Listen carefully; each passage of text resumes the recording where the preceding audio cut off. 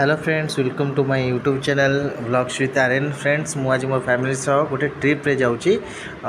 तो मु फास्ट आम जाऊँ वेंकटेश्वर टेम्पल जोटा कि अच्छे जयदेव विहार रे। एठी प्रभु विष्णु पूजा पाती।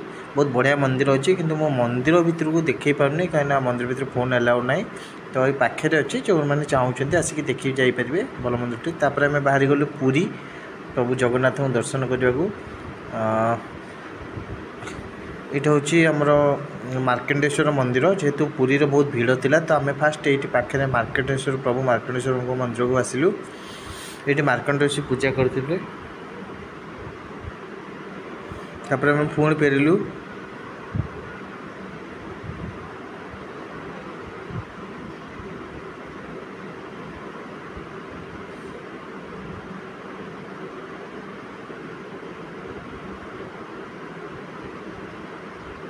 देखो मंदिर चारिपट दृश्य देखा।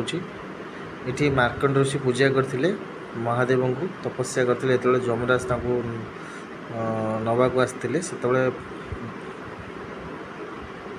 प्रभु को जाबुड़ी धरते मार्कंड ऋषि। फल कौन होता ना, प्रभु को जो शिवलिंग अच्छी से खंड विखंडित होता और प्रभु से आविर्भाव होगी रक्षा करते। तो ये महादेव बा शिवंकर से खंड विखंडित लिंगटी अच्छी। तो ये कहते जो आसिले मनस्कामना सब पूर्ण हुए। तो जदि पुरी आसुँच मार्कंडेश्वर मंदिर भी आसतु।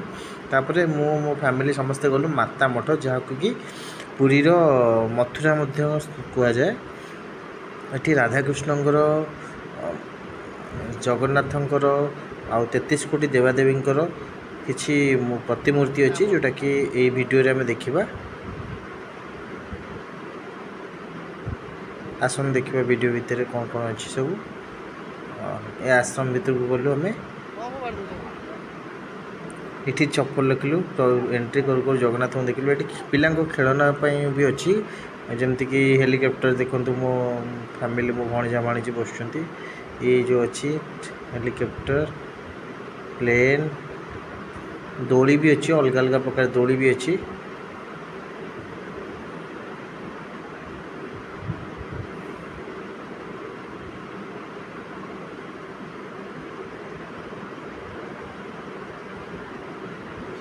Smile smile.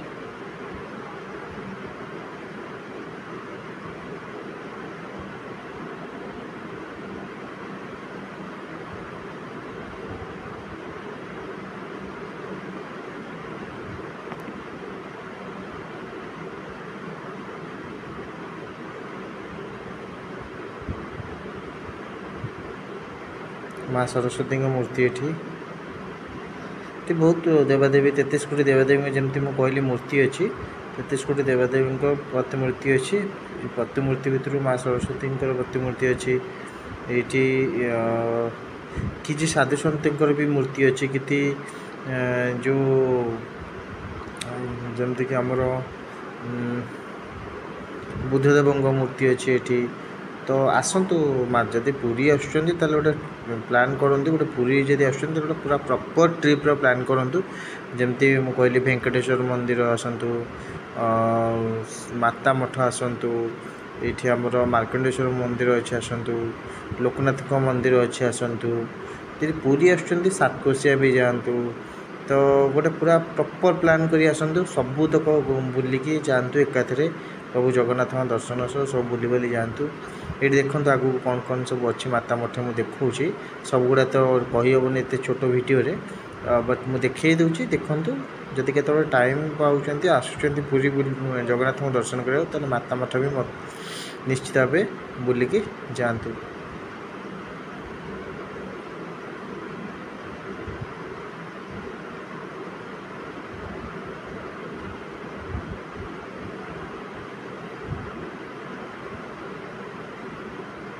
चैतन्यंकर अच्छे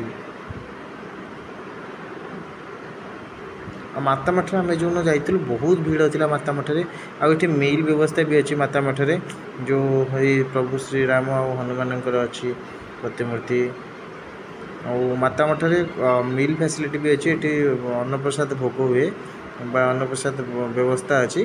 तो ये मिलटा जो आम जाइलु से प्रति मिल 80 टका नौ भात डाली आउ गोटे शाग भजा दौरान आ गोटे बेसर दौरान बस एतिक दौरान 80 टका नौ पर मिल।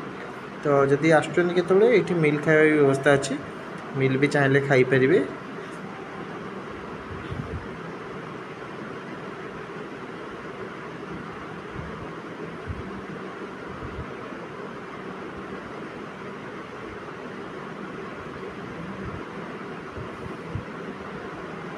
मुझे पूरा डेस्क्राइब करें कहीं बहुत डेस्क्राइब कले बहुत बड़ हो वीडियोटा बट मुझे पूरा ओवरव्यू देखी दूसरी जब के आसुँच ये भी लिखाई सब प्रतिमूर्ति तले लिखाई विषय में तो सहीटा पढ़ी पारे निजे जानीपारे।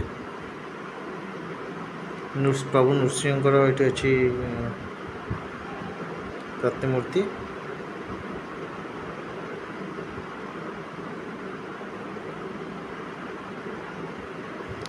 कामधेनुकर अच्छी प्रतिमूर्ति